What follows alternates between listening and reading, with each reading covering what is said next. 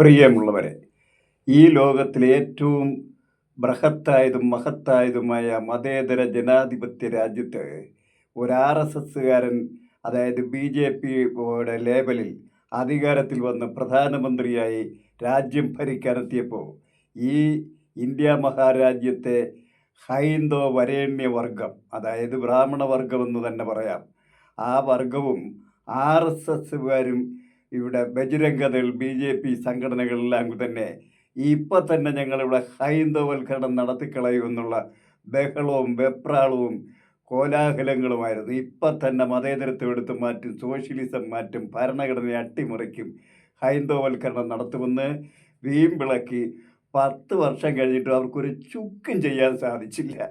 ഇനി നരേന്ദ്രമോദിയുടെ മൂക്കിൽ പല്ല് വന്നാൽ പോലും ഇവിടെ നിന്ന് മതേതരത്വം എടുത്ത് ഭരണഘടനയിൽ നിന്ന് മാറ്റാമെന്നോ സോഷ്യലിസം മാറ്റാമെന്നോ ഹൈന്ദവവൽക്കരണം നടത്താമോ എന്ന് കരുതിയാൽ നടപ്പാവില്ലെന്ന് പൂർണ്ണമായും വ്യക്തമായി കഴിഞ്ഞ അവസ്ഥയിൽ ഹാലിളകിയിടന്നുള്ള നെട്ടോട്ട ഓട്ടത്തിൻ്റെ അവസാനത്തെ ഓട്ടമാണ് ഇപ്പോൾ നമ്മൾ ഇന്ന് മണിപ്പൂരിൽ കണ്ടത്.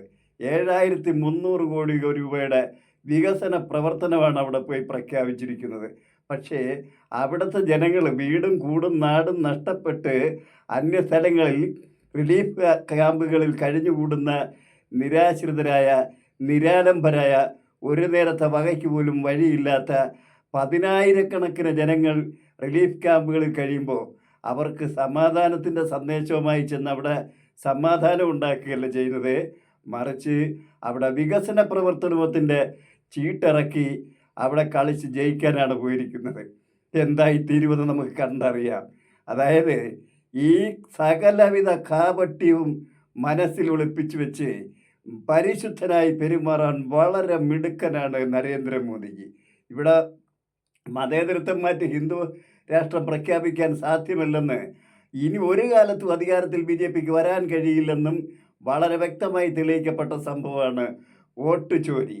ഈ വോട്ട് കൊള്ള രാഹുൽ ഗാന്ധി പുറത്തു കൊണ്ടുവന്ന് ബീഹാറിൽ നടന്ന പ്രകടനം കണ്ട് ഈ വോട്ട് കൊള്ളയ്ക്കെതിരെ നരേന്ദ്രമോദിക്കോ BJPക്കോ യാതൊരു എതിർപ്പും നടത്താനുള്ള ശക്തി പോലുമില്ലാതെ ഓച്ചാനിച്ച് നിന്ന് ഒളിച്ചോടേണ്ടി വന്നൊരവസ്ഥ. ഇലക്ഷൻ കമ്മീഷൻ ജ്ഞാനേഷ് കുമാർ മാത്രമാണ് ഒരു ദുർബലമായ പ്രതിരോധം നടത്തി പിടിച്ചു നിന്നത്.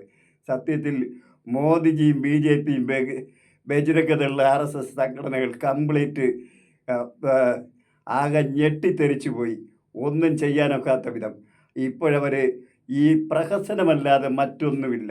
അതായത് അധികാരം കെട്ടിക്കഴിഞ്ഞതിന് ശേഷം ഈ ഇന്ത്യ രാജ്യത്ത് നടത്തിക്കൂട്ടിയത് എന്തൊക്കെയാണ്? ഉത്തരേന്ത്യയിലെങ്കിൽ ഒരു മനുഷ്യൻ്റെ വീട്ടിൽ ഒരു പശുവിനെ നിർത്തിയിരിക്കാൻ പോലും പറ്റുകയല്ല. എന്തൊരു കുത്തും കൊലപാതകവും ആൾക്കൂട്ട കൊലപാതകവും നടത്തി അവരങ്ങ് വിലസുകയായിരുന്നു. മനുഷ്യന് ഇത്തിരി ഇറച്ചി പോലും കഴിച്ചുകൂടാ. പക്ഷേ അവിടെ പശുക്കളെല്ലാം തെരുവുകളിൽ ചത്ത് കിടന്ന് നാറിയിട്ട് തെരുവുകളും പുഴകളുമെല്ലാം പശുക്കളെ ചത്ത് നാറിയിട്ട് ആ പശുക്കളെ സംരക്ഷിക്കാൻ അവർക്ക് കഴിയുന്നില്ല. ആ പശുവിനെ ആരെങ്കിലും ഭക്ഷണത്തിന് ഉപയോഗിക്കുകയോ ബിസിനസ്സിന്, അതായത് തോലിൻ്റെ ഉപയോഗത്തിനും മറ്റുമൊക്കെ ഉപയോഗിച്ചു പോയാൽ അവരെയെല്ലാം തല്ലി കൊന്ന് ഇവിടെ അങ്ങ് ഹൈന്ദവവൽക്കരിക്കാൻ നടന്നവരാ. ഇപ്പോൾ ഒരു വൽക്കരണവും നടക്കത്തില്ല എന്ന് വ്യക്തമായി ബോധ്യമായി. ഇപ്പം ഈ BJP സർക്കാർ നിലനിൽക്കുന്ന നമ്മുടെ ആന്ധ്ര മുഖ്യമന്ത്രി ചന്ദ്രബാബു നായിഡുവിൻ്റെ ഒരു കൃപ കൊണ്ടാണ്.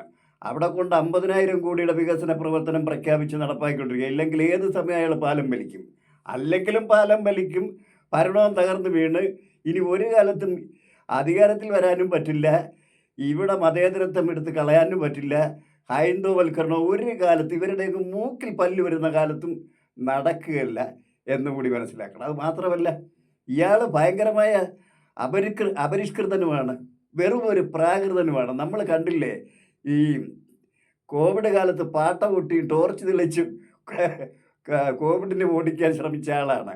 അത്ര അപരിഷ്കൃതരും പ്രാകൃതരുമായി ഇവർ ഈ ഇന്ത്യയെ ഭരിക്കണമെന്നും ഇവിടുത്തെ ആധുനിക ജനാധിപത്യം നശിപ്പിക്കണമെന്നും ഞങ്ങളുടെ മതേതരത്വം നടപ്പാക്കണമെന്നും പറഞ്ഞു വന്നാൽ ഒരു കാലത്തും അത് ഇന്ത്യ മഹാരാജ്യത്ത് നടപ്പാക്കാൻ പോകുന്നില്ല എന്ന് സകലമാന BJP, RSS, ബജരംഗദൾ സംഘടനകൾ കൃത്യമായി മനസ്സിലാക്കുക.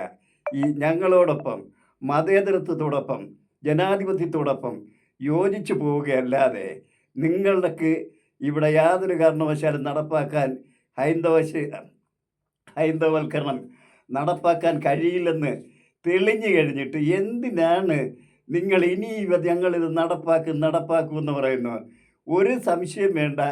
നരേന്ദ്രമോദി എന്ന് പ്രധാനമന്ത്രി അല്ലാതാകുന്നു അന്ന് ഈ BJP എന്ന രാഷ്ട്രീയ പാർട്ടി 15,000 അടിച്ച് പിളർന്ന് ഓരോരുത്തരും ഓരോരോ രാഷ്ട്രീയ പാർട്ടികളുമായിട്ട് പോകും. അമിത് ഷാ ഒരു രാഷ്ട്രീയ പാർട്ടി, രാജ്നാഥ് സിംഗ് ഒരു രാഷ്ട്രീയ പാർട്ടി, യോഗി ആദിത്യനാഥ് അടുത്ത രാഷ്ട്രീയ പാർട്ടി, നിർമ്മല സീതാരാമൻ അടുത്ത പാർട്ടി, ഓം ബിർള അടുത്ത പാർട്ടി. അങ്ങനെ ഓരോ നേതാക്കന്മാരും ഓരോ BJP ആയിട്ട് പോകും. പിന്നെ എങ്ങനെയാണ് ഇവിടെ ഇവർ ഹൈന്ദവവൽക്കരണം നടത്തുന്നത്? ഒരിക്കലും സാധ്യമല്ല. അതുകൊണ്ട് എനിക്ക് മോദിയോട് പറയാനുള്ളത്, ഈ ട്രംപിൻ്റെ തോളിൽ കയറി നടന്ന അവസാനം ട്രംപ് കൈവിട്ടപ്പം ചൈനയുടെ അടുത്ത്, ശത്രുവായ ചൈനയുടെ അടുത്ത് കാല് പിടിക്കാൻ പോയിപ്പോൾ അവിടെ പോയി കാല് പിടിച്ച് നടക്കുന്നു.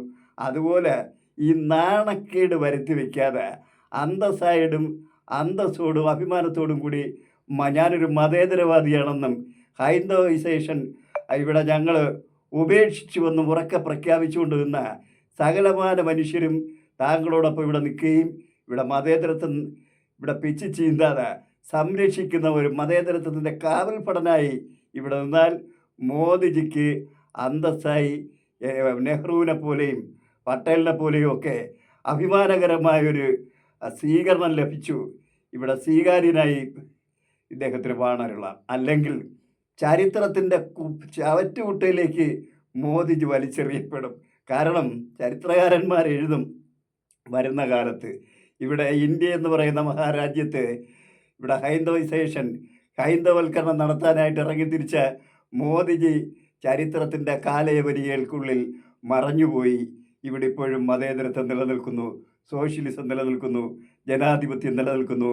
അതൊരു കാലത്തും ആർക്കും അട്ടിമറിക്കാൻ കഴിയില്ല എന്ന് ചരിത്രം എഴുതി വയ്ക്കുമ്പോൾ ഇന്നത്തെ ഈ വർഗീയ കപട ഫാസിസ്റ്റുകൾക്ക് അന്ന് തല ഉനിച്ച് ഓച്ചാനിച്ച് നിൽക്കേണ്ടി വരും എന്ന അവസ്ഥ ഉണ്ടാകുമെന്ന് ഓർമ്മിച്ചുകൊണ്ട് നിങ്ങളെല്ലാം മതേതരത്വം അംഗീകരിക്കുകയും മതേതരത്വത്തോടൊപ്പം നിന്ന് ഈ രാജ്യത്ത് നിലനിർത്താൻ ശ്രമിക്കുകയും ചെയ്യുക എന്ന് വിനയപൂർവ്വം അഭ്യർത്ഥിച്ചുകൊണ്ട് ഞാൻ എൻ്റെ എപ്പിസോഡ് ഇവിടെ അവസാനിപ്പിക്കുന്നു. Good bye.